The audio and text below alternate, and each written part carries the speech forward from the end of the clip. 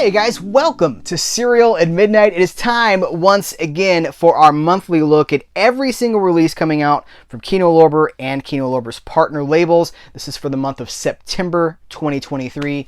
Before I go any further, I want to thank Kino Lorber for making this video possible, for sending this stuff to me to share with you. I've covered thousands of Kino Lorber titles over the lifespan of this channel. It's all collected in a playlist for you to find easily. Kino Lorber is one of my favorite labels, and I consider it such a joy and a privilege to be able to make these monthly videos for you now, talking about everything. So thanks to Kino Lorber, thanks to you guys for tuning in, because you come here each and every month for this coverage, and I appreciate it. So let's kick it off with two 4K titles. We have Thunderbolt and Lightfoot and The Train. Now, I can't believe... I'm going to start with Thunderbolt and Lightfoot. Like, of course The Train gets a 4K. It's an amazing movie. It's war. It's action. It's got a spectacle aspect to it. Thunderbolt and Lightfoot, I cannot believe has a 4K. I am so thankful for it, for one thing, but I'm so surprised, because I always thought that this movie was kind of a hidden gem. Now, Clint Eastwood fans know it. Jeff Bridges fans know it. For a brand new HDR Dolby Vision master from a 4K scan of the 35mm original camera negative, you know it looks great on 4K because it's shot on 35. This is a restoration from the original camera negative. Audio commentary by film critic Nick Pinkerton. For the love of the characters, that's a featurette with the director. We got the trailers, the TV spots. We have alternate artwork on the art wrap. I think there's even... Is there a third piece of art? Yes. Here's a third... So the art wrap is reversible, so you have three different art choices. I'm blown away by this. This is crazy in the best of ways. Let me hold that up for you if you want to freeze that, because I'm not going to read all that to you. But it's a great movie, a really, really great movie. And so is The Train. The way this movie is shot, the cinematography in this film is another one of the characters. It's a John Frankenheimer movie. This is loaded up with special features. You know, I will say this is a 4K. I think Frank Tarzi announced this, or he talked about this in one of my interviews with him, because he was talking about the 4K double dip and how the 4K double dip is met by fans sometimes, not all fans, some fans, by suspicion and anger. And I believe he was talking about how, like, look, when we put out the Train on Blu-ray, we didn't know we were gonna have an option to do a 4K later. But that's just the way it worked out. And it was a couple of years later, so that's what we're gonna do. And so that's kind of how his attitude was. I know there's a lot of people out there that think that the companies, and some of them might be, but I've talked to enough of them that I don't think that this is widespread, that they're just kind of like rubbing their hands together behind the scenes and going, like, in 6 months, we'll hit him for a 4K. I don't think that's the goal. I think sometimes, well, I think all the time, Blu-ray sales open doors for a possible 4K. And I think that's very likely the case here. Anyway, The Train is now available on 4K. And that's a great fit for this movie, because it deserves a 4K. And they've loaded up the supplements here too. We got 2 audio commentaries. We've got the isolated score, the making of. I mean... It's great. Something near and dear to my heart, as you know, we have the third Audie Murphy collection. I think this is it for the Audie Murphy collections for a while. But this one has Hellbent for Leather here. Let's get him out of the case here. They do kind of chronologically. So if you have the other... Hold on. If you have volumes 1 and 2, we'll go through those in just a second, just to refresh you for that complete coverage, right? Comprehensive and complete coverage. They kind of go chronologically. So this is 1960 to 1963. So we start with Hellbent for Leather, George Sherman film. We got a commentary by Toby Rohn here in the trailer. And then I've heard great things about this. Haven't had a chance to check this one out yet. Posse from Hell, which also has Lee Van Cleef is in this. Let's see. Vic Morrow, Robert Keith, Royal Dano, Ward Ramsey, Zora Lampert, and Lee Van Cleef. Herbert Coleman, and we got a commentary from C. Courtney Joyner and Henry Park, who do great Western commentaries. That's 1961. And then 1963, we have Showdown with Kathleen Crowley, Charles Drake, and this has just a theatrical trailer, so no commentary here. But those are the 3 films there. But if you've been collecting along, buying along, you know that... Is this volume 1? Yeah. Volume 1 was...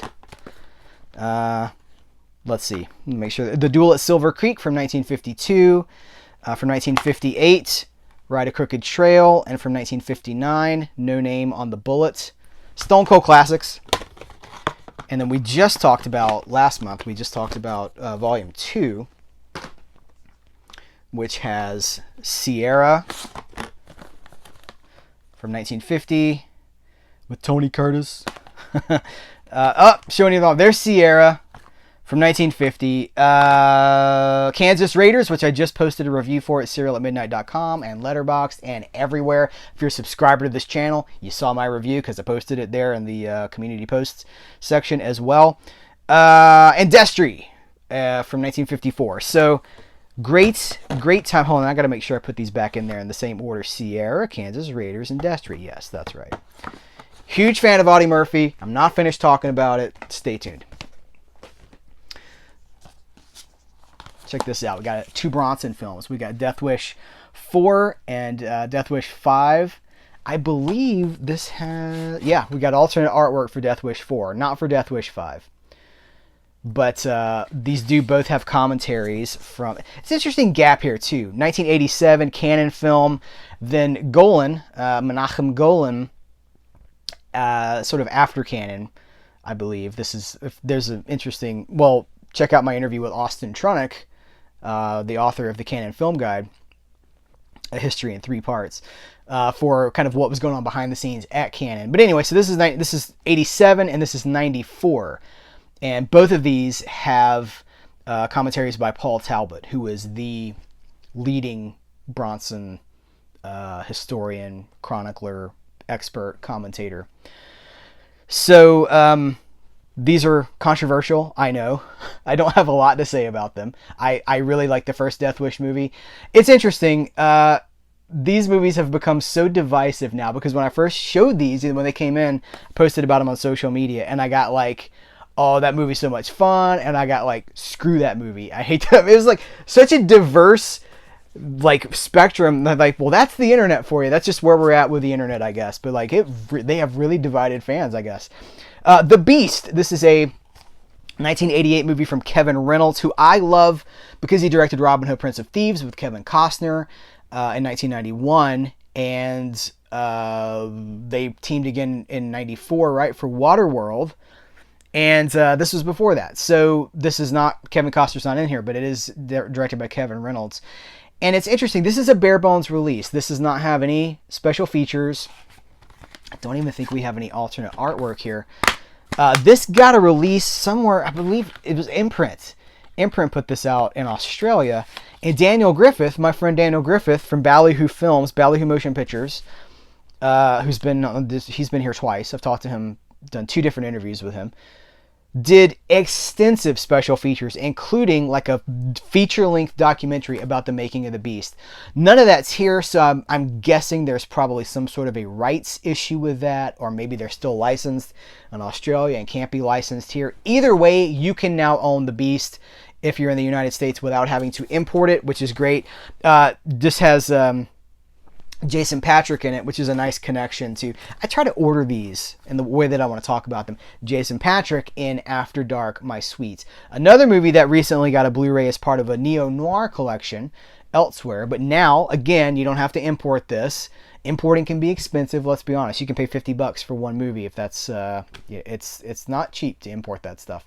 And it's not cheap for people outside of the U.S. to import from the U.S. It does go both ways. I know a lot of U.S. viewers get angry about having to import from other countries, but it's the same way with the other countries importing from the U.S. And there's a lot of great stuff like this that is not being internationally marketed. You know, Kino Lorber doesn't distribute worldwide. They're U.S. and Canada. So anyway, now this is an option for people in the United States. After Dark, My Sweet, Neo-Noir. We got an audio commentary by James Foley, the director. We've got an new interview with Jason Patric, a new interview with Bruce Dern, and it's a brand new HD master from a 2K scan of the Interpositive. Did this have... No alternate artwork here either. By the way, Rachel Ward as well, and Bruce Dern. I led with Jason Patric, but that's a great cast. The first time Jacqueline Bisset. I haven't seen this yet. I'm really interested in this because it's a 1969 film. And it seems to be one of those 60s teen awakening kind of movies. Basically the kind of movie that they were only just beginning to become able to make in 1969. As the studio system had kind of crumbled and the new Hollywood was coming in. They're talking about things like awakening sexuality and things like that. And so this is a very interesting movie, I guess, about a virgin and Jacqueline Bisset. So I'm curious to see it. It does not have anything besides a trailer, but this is the kind of thing that I enjoy being able to discover, because when there's no video stores and when streaming is a dump, you know, and I subscribe to a lot of streaming, but it's for, you know, new stuff mostly. How are you going to see something like this if you know, that's where Kino Lorber really shines, because, you know, you get this and you got it forever. Double Trouble. Now, I'm sure I've heard of this before. It does not ring a bell. It's the Barbarian twins. Are they billed as the Barbarian brothers? Peter Paul and David Paul. Roddy McDowell, who directed this. John Paragon. 1992. I don't know. Have you guys seen this? This is clearly going to be one of those goofy early 90s action movies. Probably a lot of fun. I'll let you know whenever I watch it. We will be talking about this after I watch it. The cast on this, you guys. A.J. Johnson, Steve Canale, Troy Donahue, James Doohan, that's Scotty from Star Trek, the original, Colin Bernson, Bill Mumy from Lost in Space, and David Carradine. What? The cast makes me want to watch it more than the cover art does, to be honest with you guys. So, I don't know. We'll check it out together. Or if you guys have seen it, we can talk about it. Pretty Baby, super controversial movie. I've never watched it. I don't know that I ever will watch it, to be perfectly honest with you. I probably should, because I know that there's some good stuff here, like a great performance from Susan Sarandon. Keith Carradine is in this. And I think Brooke Shields has a lot to say about it. She's actually on the extras here. I can't even really get into why I haven't watched it and don't know if I want to ever watch it, because of what YouTube has become and what it's becoming. There's a lot of underage stuff here that I don't want to see. I don't want to see it.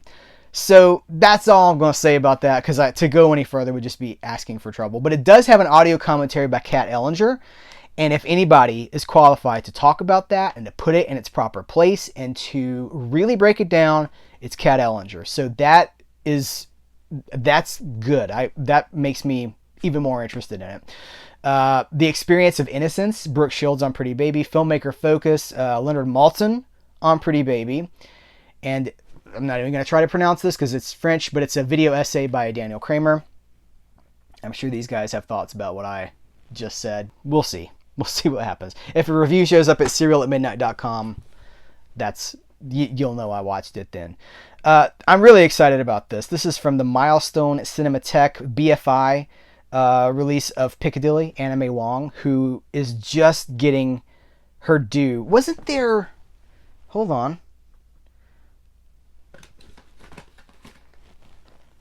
Recently, the Kino Lorber released the Anime Wong collection. Asian actress in a time when... I mean, this is 1929. These were... Hold on, 1939 for these. 1938, 1939. So this was a decade before that. And this is fascinating to me, because this is the kind of movie history that I feel like is really slipping through the cracks, that is now being polished up and presented like we've never had before. So we got an audio commentary by Farron Smith Nim, introduction to the 1929 sound version, Neil Brand on the score, San Francisco International Asian Film Festival panel, the career and legacy of Anime Wong. She takes your breath away. Anime Wong is the kind of gorgeous that burns right through your camera lens. This is for me. And here's the original poster art too. So if you're not a fan of the revisionist poster art, or this cover, here's the original poster art for Piccadilly. I wish it had a reversible art wrap, but it does not. And here's a new collection of films by Beth B. This is Sex, Power, and Money. These are short films from a really revolutionary director, let's see, the 1970s, the 1980s, and in the 1990s. Most of these are shot on analog video elements, and there are 2 discs of films here. We got Interview with Beth B. by Indie Collect president Sandra Schulberg. So no booklets or commentaries or anything like that, but you do have a new interview. So there's a lot of really underground punky people that are going to be super excited about that. This looks interesting. Final Cut. I believe this is a French movie. It's a French horror comedy. Hold on, I'm looking for it's in French. So the like elevator pitch for this is it follows a director making a live single take low budget zombie flick in which the cast and crew one by one actually turn into zombies. So it's supposed to be really funny. It was the quote from RogerEbert.com is it reminds all viewers of why we love movies. Clever and giddily entertaining, a gory pleasure, says the Hollywood Reporter. These are not nobody outlets. Those are good outlets that, have trusted opinions. It was an official selection of Cannes, the Cannes Film Fest, opening night selection. We got a making of documentary that runs 20 minutes long. I believe this is also from France, because it's Juliette Binoche, Academy Award winner Juliette Binoche. This is a film where she goes... read a little bit of the elevator pitch here, is that she goes undercover to investigate the exploitation of the working class in northern France. It begins to take on momentum, and then she struggles with her deception and tries to rationalize that it's for the greater good. So that's what this movie is about. No features here. It's in French with English subtitles. This is from Cohen, by the way, Cohen Media Group, who is doing really great world cinema. This is amazing. The Elephant Six Recording Company. I was not prepared for how much this was going to, I'm trying to think of how I would even describe it. It inspired me. It fed me, right? There are certain things that it ceased to become entertainment, and it became genuinely food for my soul, and made me want to go make things. Elephant Six is the label that was started. It's pretty much Athens, Georgia. Started in Louisiana, kind of goes to Athens, Georgia. It's the label behind the Apples and Stereo, behind Neutral Milk Hotel, behind the Olivia Trimmer Control. And it's basically a documentary about the band, or not the band, about the label, talking to a lot of the members of those bands. There's a lot of video footage. There's a lot of analog stuff. It is so artfully put together that it's not just a straight documentary. It is itself a piece of art, a piece of performance art that feels it starts as chapter 1, right? And then it's chapter 11. And you're wait a minute, what happened in chapters 2 through 10? And then it's chapter 267. That kind of a thing. It's just you're along for the ride. And it's going. It's just burning.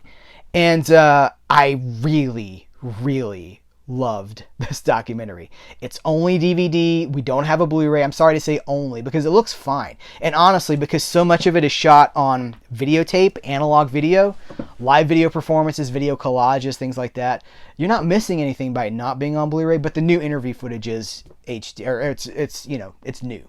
So it could have looked a little bit better on a Blu-ray, but I'm just grateful that this has a disc release. I think this is still playing festivals. If you see this around you, do go check it out. This comes from Greenwich Entertainment, which is quickly becoming one of my favorite sub-labels in the game, because they are putting out a lot of really cool things that speak to me. Here's the quote. "They create a beauty, even magic from chaos," says Rolling Stone. You got a Rolling Stone quote. It's got to go check it out. This is something that is also amazing. This is the documentary it's called Desperate Souls, Dark City, and the Legend of Midnight Cowboy. Now, we have documentary stuff. We have features about Urban Cowboy. Urban Cowboy is something entirely different. I also like Urban Cowboy. About Midnight Cowboy and I have a book about, the definitive biography, the making of of Midnight Cowboy. This is about something else. So it says, this is not a documentary about the making of Midnight Cowboy. It's about the deeply gifted and flawed people behind a dark and difficult masterpiece. New York City in a troubled time of cultural ferment, in the era that made a movie, and the movie that made an era, featuring extensive archival material. So it's about the city, it's about the time, it's about the context of what made Midnight Cowboy what it was.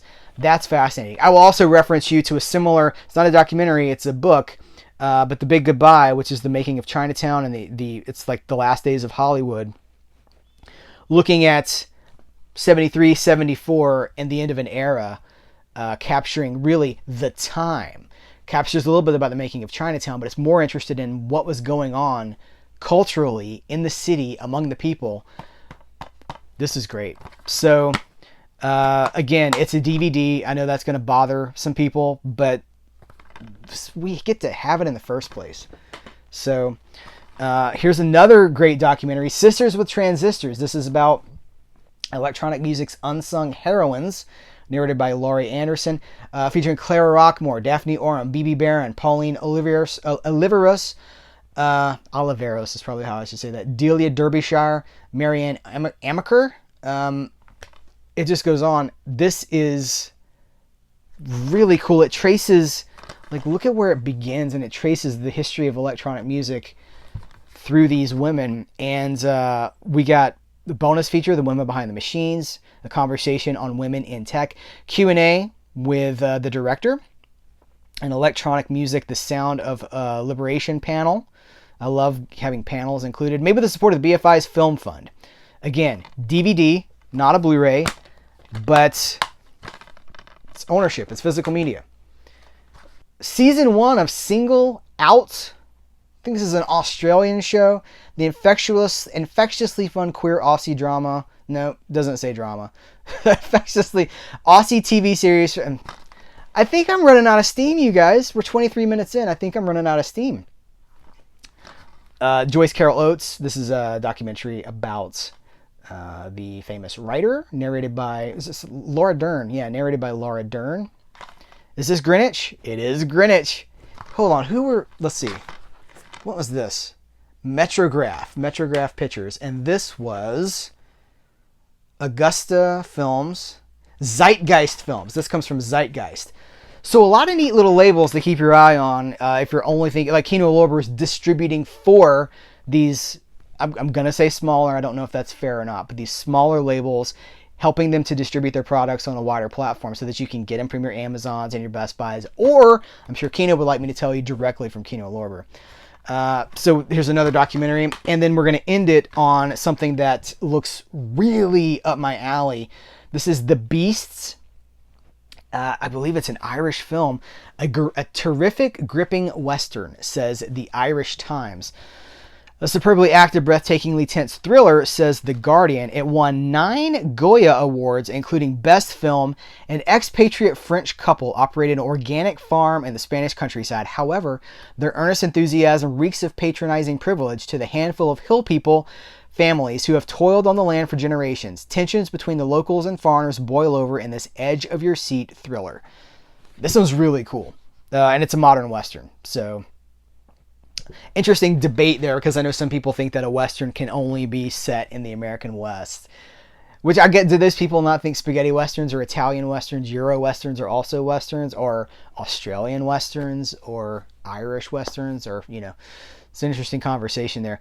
This is September from Kino Lorber, and there's a few things that aren't here yet, but we'll talk about them in the next video. And at the end of these videos, when I try to wrap up, like, I always loved Kino Lorber for the studio classics, but these spotlights have afforded me an opportunity to check out the other stuff, the back half of these videos.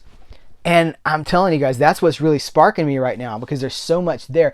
I don't connect with all of it. I don't want to, like, misrepresent myself. I don't connect with all of it, but I'm finding so much that would never have been on my radar because I didn't know about it, or because people weren't talking about it. So that's one of the services that these videos can provide, is putting things on your radar that maybe a lot of other YouTube channels aren't talking about. All these things that maybe aren't, you know, sexy to collectors, or whatever that even means, but I feel like that's what I'm butting up against sometimes.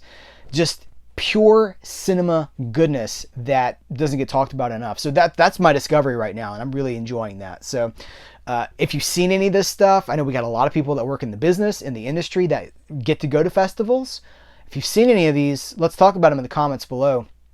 And of course, let's also talk about the studio classics, because Thunderbolt and Lightfoot, right? The Train, so many great films here. So thank you guys for checking this video out. I really do appreciate it. I appreciate you guys coming here. You've made this a destination for Kino Lorber coverage. I could talk about it, and I have been talking about it, but it's you showing up that makes these videos a recurring must-see thing every month here at Serial at Midnight. So thank you for that. Thanks again to Kino Lorber. Till next time, I will catch you later.